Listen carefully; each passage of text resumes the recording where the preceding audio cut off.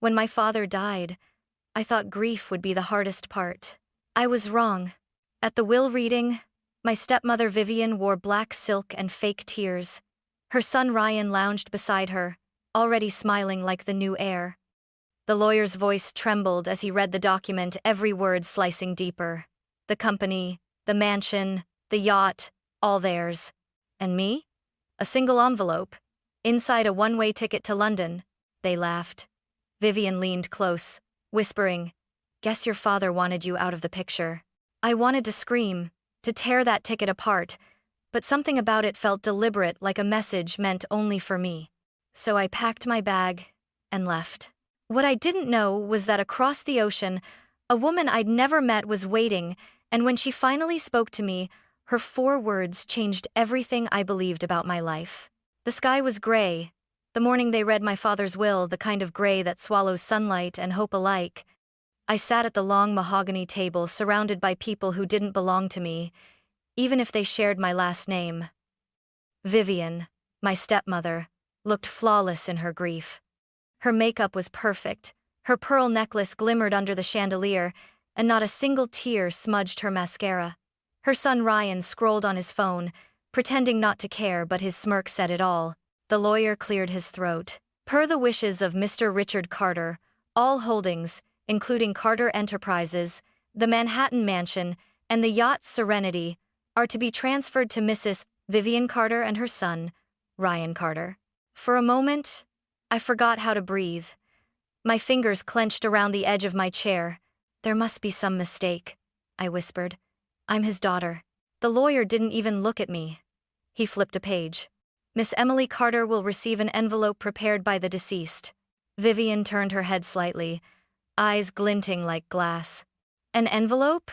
she echoed, feigning pity. "How symbolic," Ryan chuckled. "Guess Dad wanted to make sure you travel light." Laughter echoed in the room, the sound of victory disguised as sympathy. When the envelope slid across the table toward me, my hands trembled. It was sealed with red wax, my father's handwriting neat and precise. For Emily. Inside, just one thing, a plane ticket to London, one way. No money, no letter, no explanation. I looked up. Vivian's red lips curved into a smile that could cut glass. "London's lovely this time of year," she purred. "You should leave soon." I could feel heat crawling up my neck, humiliation burning under my skin. For years, I'd tried to earn my father's approval. I studied, worked hard, stayed out of scandals. I wanted him to see me not as a burden, not as a reminder of the woman he divorced, but as his daughter. And this was my reward. Exile wrapped in expensive paper. When I walked out of that office, the city lights blurred through tears I refused to shed. I stood in the cold wind, clutching the ticket. It wasn't just a piece of paper. It was a message. I didn't know what kind yet, revenge, redemption, or revelation, but I could feel it. Something waited for me in London, and for once in my life, I wasn't going to run from it. I returned to the mansion one last time, not to say goodbye, but to remember what I was walking away from. The house loomed like a marble tomb, beautiful and lifeless. Every window glowed with gold light, every corner whispered of secrets I was never allowed to touch. Vivian's voice drifted from the dining room, sharp and sweet as poison. "Ryan, darling, make sure the decorators arrive by Friday. I want the study turned into your new office." "Sure thing, Mom," he replied, glancing up just long enough to smirk at me standing in the doorway. "Don't forget to lock the door when she's gone." Vivian looked at me with a smile that wasn't one. "Emily, you should start packing. The driver can take you to the airport tomorrow. Unless you'd rather walk, might save us the gas money." Her laughter followed me up the grand staircase, echoing off the marble like a curse. In my room, half-empty shelves stared back at me. I ran my fingers over the faint ring of dust where my father's photo once stood. He'd been young in that picture, smiling with an arm around me at a park. I'd almost forgotten that version of him before Vivian, before the coldness. A knock interrupted my thoughts. The butler, old Mr. Harris, stood in the doorway. His eyes softened when he saw my suitcase. "Miss Emily, your father was a complicated man, but he wasn't cruel. If he left you that ticket, there's a reason." "A reason to humiliate me?" I asked bitterly. He shook his head. Maybe to lead you somewhere he couldn't. That night, I couldn't sleep. I sat by the window watching rain crawl down the glass, the city humming below like a machine that didn't care. My mind kept circling back to the ticket. Why London? I remembered my father's old study, the one room Vivian never entered. On impulse, I slipped inside. The air smelled of leather and dust. I searched through drawers until I found a small, locked box, the kind my father used for documents. Inside, just a faded photograph. A woman standing by the River Thames, smiling, with eyes that looked hauntingly familiar. There was no name, no date, just the faintest handwritten note on the back. For her. One day she'll understand. The photo sent a chill through me. I packed it with the ticket, my passport, and the little courage I had left. At dawn, I dragged my suitcase through the silent hall. The chandeliers glimmered faintly, like ghosts watching me go. Outside, the wind bit at my face as the driver loaded my bags. Vivian appeared on the porch in her silk robe, coffee in hand. Bon voyage, sweetheart, she said, mockingly cheerful. Maybe you'll find yourself over there. I met her gaze one last time. Maybe I will, I replied, and closed the car door. As the mansion disappeared behind me, I felt the weight of my past fall away, heavy, but freeing. The ticket in my pocket wasn't humiliation anymore. It was a beginning. The flight felt longer than it should have. 8 hours of turbulence and silence, of staring out at endless clouds while my life unraveled behind me. When the plane finally descended through the thick London fog, my stomach twisted not from fear, but from the weight of not knowing what waited below. The air at Heathrow was cold, damp, and smelled faintly of rain and metal. I collected my single suitcase and the envelope that had started it all. The address inside was written in my father's unmistakable handwriting, elegant, deliberate. Harrington Square. No. 14. I didn't know anyone named Harrington, but something about the way he wrote it, the steadiness of each letter, told me this wasn't random. I took a black cab, the kind that rattled like it had seen centuries. The driver was chatty in that London way, his accent thick. Visiting family, miss? Something like that, I murmured. He didn't press further, thank God. When we pulled into Harrington Square, the rain had turned to mist. Elegant townhouses lined the cobblestone street, their wrought iron balconies dripping with ivy. The taxi stopped in front of No. 14, a gray brick estate with tall windows and a massive black door that looked like it hadn't been opened in years. I hesitated. The address could have been a mistake. Maybe my father meant to send someone else here, a business contact, a friend. But my name was on the ticket, and I'd already crossed an ocean for this. I rang the bell. At first, nothing. Then footsteps echoed from inside, slow and measured. The door creaked open, revealing an elderly man in a black waistcoat, his expression polite but puzzled. Good afternoon, miss. May I help you? I hesitated. I was told to come here. My father left me this address. Richard Carter. The man froze. His eyes flickered not with surprise, but recognition. Mr. Carter, he repeated softly. It's been a very long time. He stepped aside. Please, come in. The air inside the house was warm and faintly perfumed with sandalwood. The entryway gleamed with old portraits and chandeliers, the kind that whispered of old money and older secrets. May I ask your name, miss? Emily. Emily Carter. The butler's expression softened, a flicker of emotion in his eyes. Of course, Miss Emily. We've been expecting someone. Expecting someone? I echoed. Who? He didn't answer. Instead, he gestured to the hallway. Wait here, please. As his footsteps faded down the corridor, I looked around. On the wall hung a large portrait of a woman in a crimson gown, graceful, elegant, maybe in her 40s. Something in her face caught me. The eyes. Deep, gray, blue, filled with the same sadness I'd seen in my own reflection too many times. A clock ticked softly.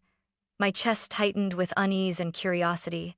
Then, from somewhere down the hall, I heard hurried footsteps, lighter this time. Sharper, followed by a woman's voice.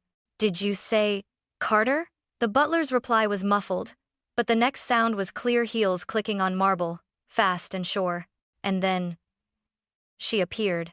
A woman stepped into the hallway, tall, commanding, draped in a long beige coat and pearls that caught the chandelier light. Her hair was silver, swept back elegantly, and her face was both fierce and heartbreakingly familiar. She stopped a few feet from me, eyes widening as if she'd seen a ghost. "Emily," she whispered. "My God, you have his eyes." I blinked. "I'm sorry, do I know you?" She took a step closer, trembling slightly. "Not yet, but you will."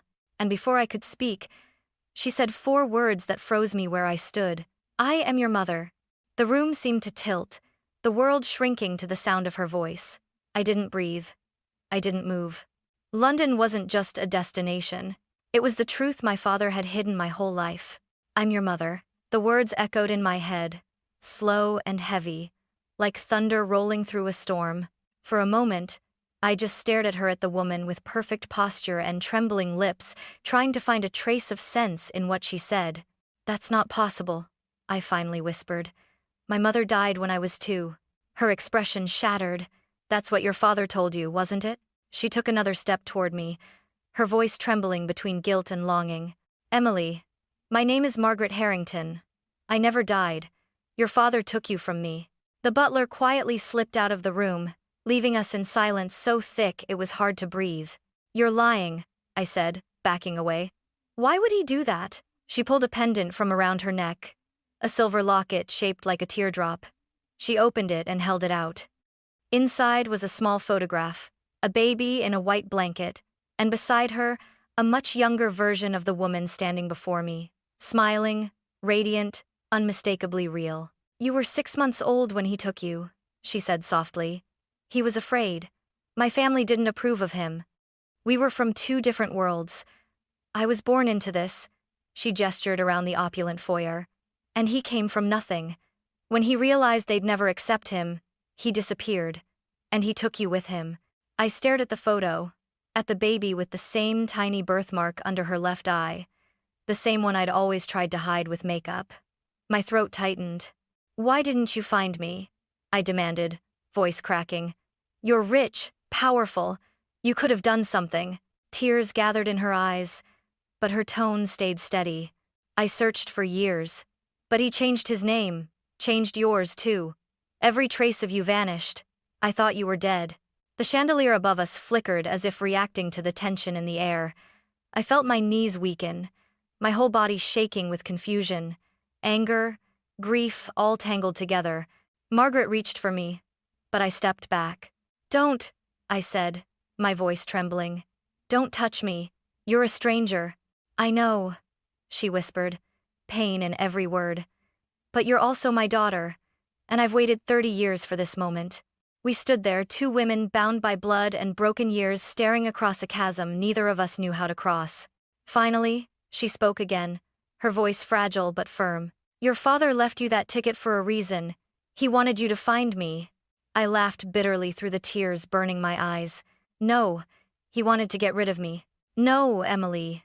Her tone sharpened. "He wanted you to know the truth before it was too late." She reached into her coat pocket and handed me an old envelope.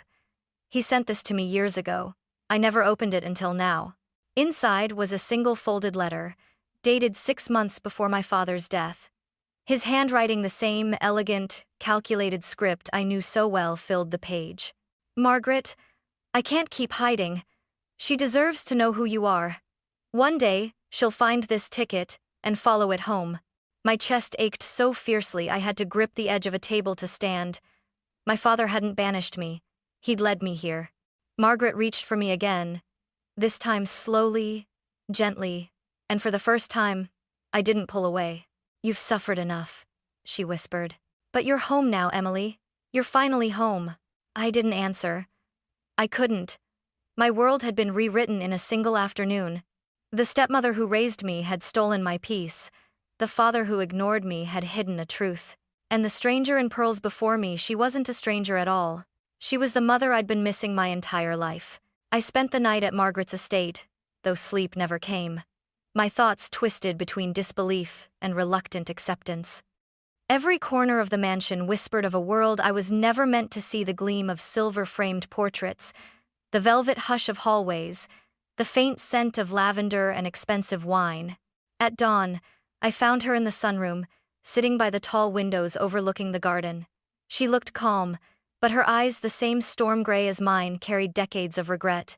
"You didn't have to stay," she said softly when she saw me. "I couldn't leave," I admitted. "Not until I know everything." She nodded slowly. "Then you deserve the truth." Margaret began to speak, her words steady, deliberate, but full of wounds that never healed. "Your father and I met 32 years ago," she said. "He was a young architect working on a renovation for my family's firm.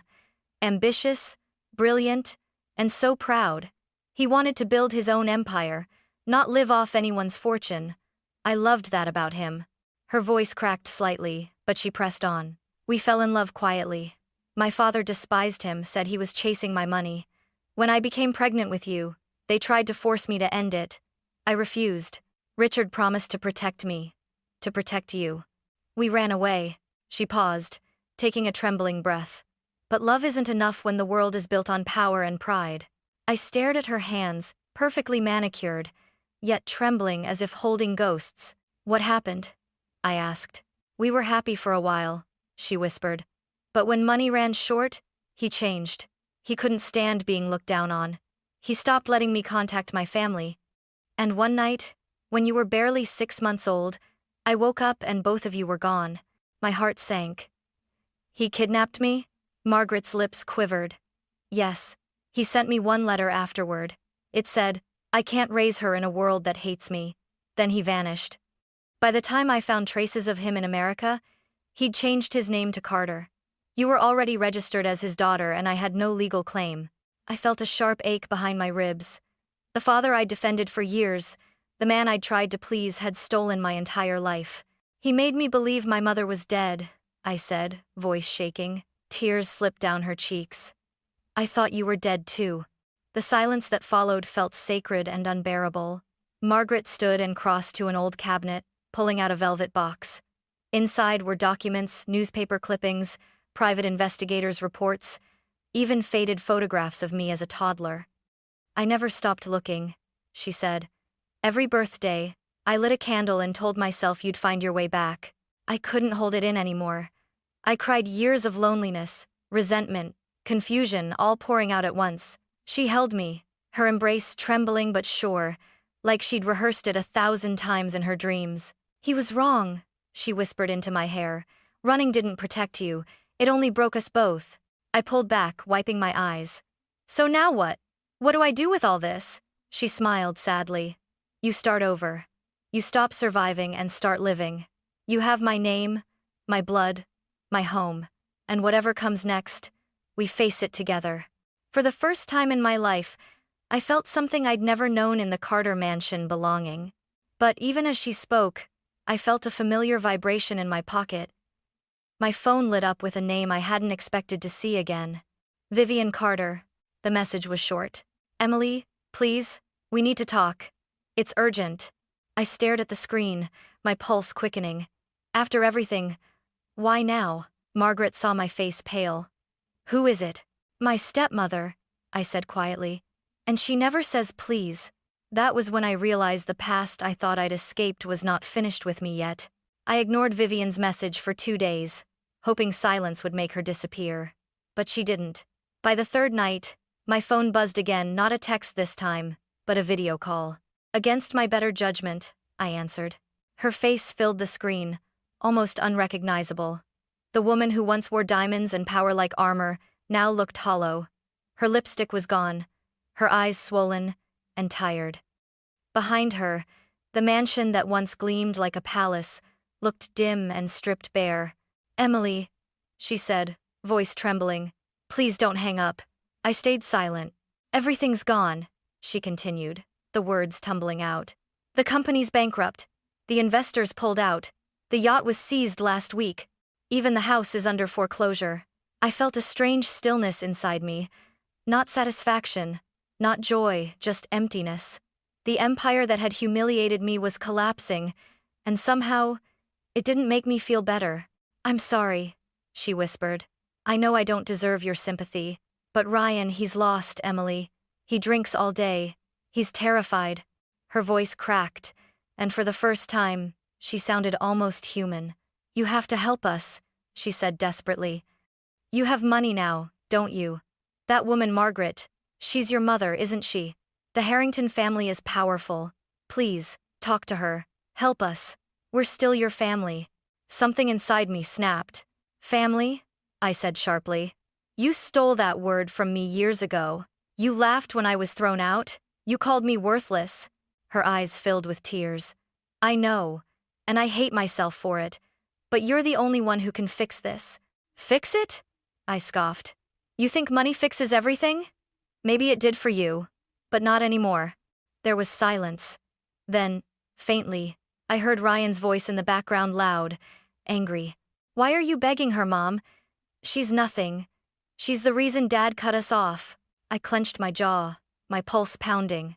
Tell him, I said coldly, that Dad left me a ticket, not a fortune. The only thing he cut was the truth from all of us. Vivian tried to speak, but I ended the call before she could. I sat there shaking, anger and sadness mixing like poison. Margaret found me minutes later, standing by the window, my phone still in my hand. Was it her? She asked quietly. I nodded. They've lost everything. She wants me to help. Idri. Margaret's expression didn't change. She simply walked over, placed a hand on my shoulder, and said, And what do you want, Emily? That question hit harder than I expected. What did I want? Revenge? Justice? Closure? I didn't even know anymore. After a long silence, I whispered, I want to see them one last time. Not for them. For me. Margaret studied me, then nodded. Then we go together. You won't face them alone. 2 days later, we boarded a flight to New York. As the plane soared above the Atlantic, I stared out the window at the dark clouds and thought about how small everything looked from above, even pain. When we landed, the cold Manhattan air greeted me like a memory I didn't want to relive. We drove through streets that once felt suffocating, past buildings my father had built, monuments to his pride. The Carter Mansion appeared at the end of the avenue, a shadow of its former glory. The iron gates were rusted, the garden overgrown, the windows dark. The golden crest that once gleamed on the front door was now dull and cracked. I stood outside, my breath fogging in the air.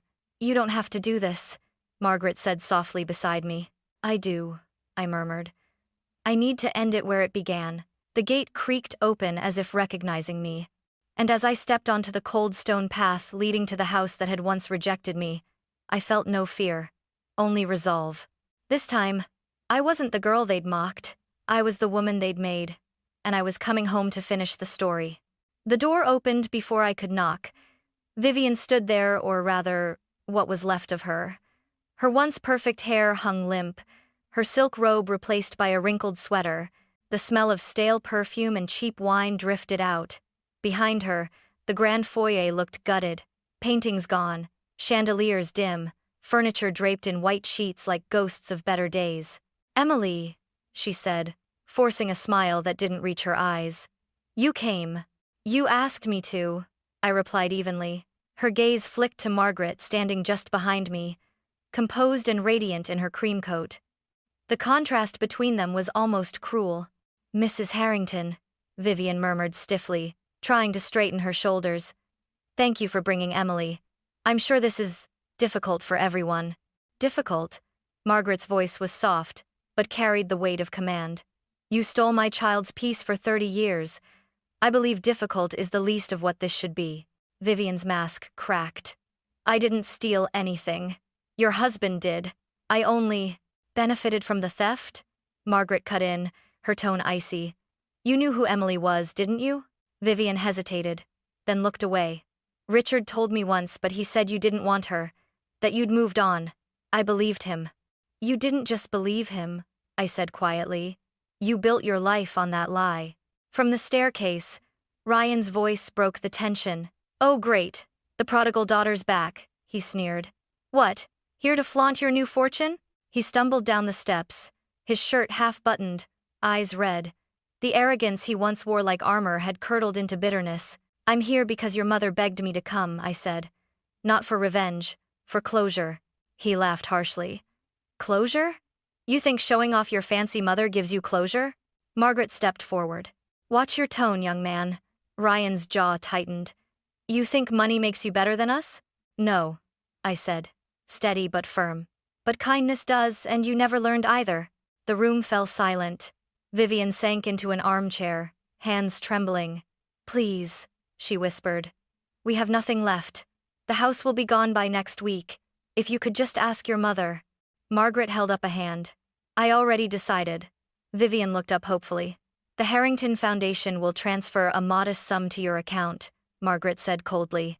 Enough to start over. But you will never contact Emily again. Ever. Vivian blinked, disbelief, and shame flickering across her face. You'd do that? Even after everything? Not for you, Margaret said. For her. So she can live without the weight of your name. Tears streamed down Vivian's cheeks. Thank you, she whispered, voice hollow. But Ryan stood rigid, fists clenched. We don't need your charity, he spat. We're Carters. We'll rise again. I met his glare, calm now. Then do it without me. He turned away, muttering curses, but the fight had drained out of him. For a moment, the only sound was the soft ticking of the grandfather clock, the same one that had watched me sit alone at countless dinners years ago. I looked at Vivian, truly looked at her, and for the first time, I saw not a villain, but a broken woman drowning in the consequences she'd earned. I forgive you, I said quietly. But don't mistake that for forgetting. Her sob broke the silence. Margaret touched my arm gently. It's time to go, sweetheart. I nodded. As we stepped out into the cold air, the heavy front door creaked shut behind us, a sound like a chapter closing for good. The sky was gray again, but this time, it didn't feel oppressive. It felt clean.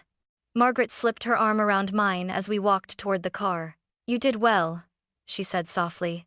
It doesn't feel like victory, I murmured. It's not meant to, she replied. It's freedom. And as the mansion faded behind us, I finally believed her. We didn't speak during the drive back to the city. The silence wasn't awkward, it was heavy, necessary, cleansing.